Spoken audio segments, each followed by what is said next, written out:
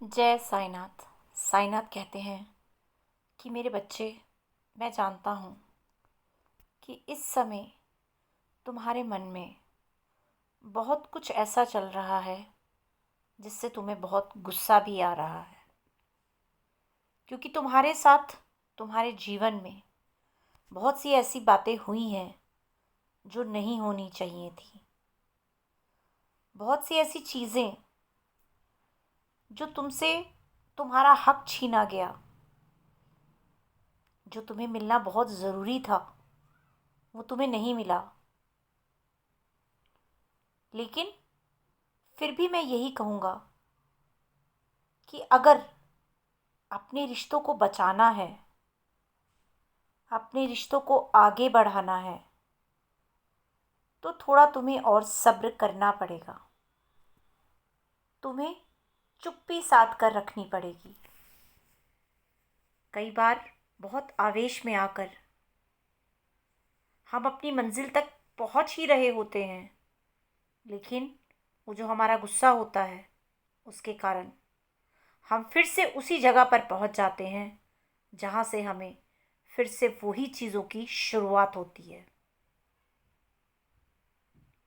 तुमने देखा होगा मेरे बच्चे कि एक बीज को जब बोया जाता है तो कितनी शांति से वो धीरे धीरे बड़ा होता है, उसकी कोई आवाज़ नहीं होती।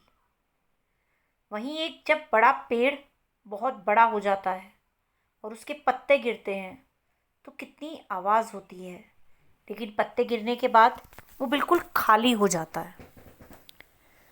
तो एक चुप रहने में समझो कि बहुत बड़ी ताकत होती है चुप की। जहाँ हम चुप रह जाते हैं वहाँ हमारे रिश्ते तो बच ही जाते हैं और जीवन में हमें बहुत कुछ हासिल भी होता है। ये माना कि तुमने जीवन में बहुत संघर्ष करे हैं,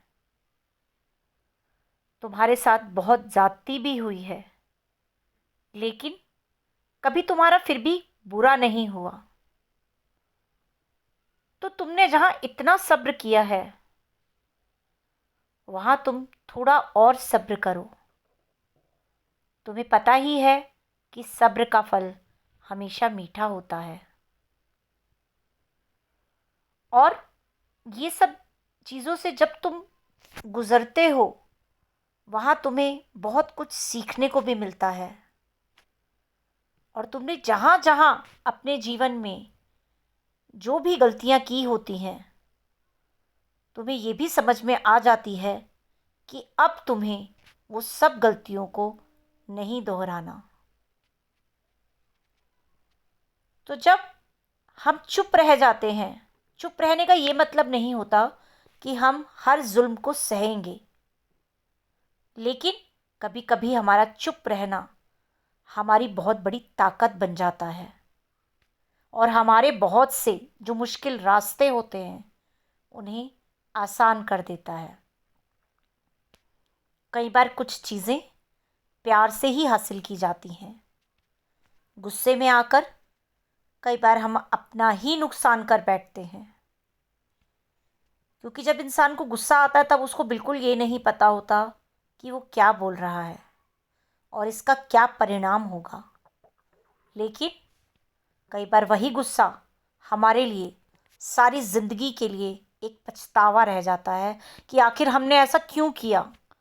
काश हम उस समय चुप रह गए होते या थोड़ा समय हमने उसको और सह लिया होता।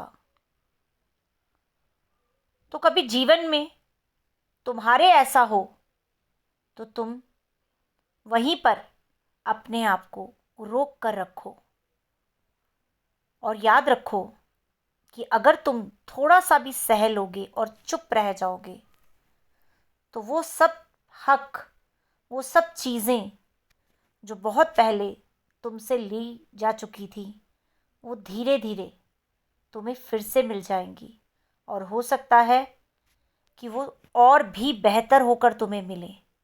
और तुम्हें उस समय बहुत खुशी होगी कि हाँ, मैंने जो सब्र रखा उसका परिणाम मुझे बहुत ही अच्छा और सुखद मिला।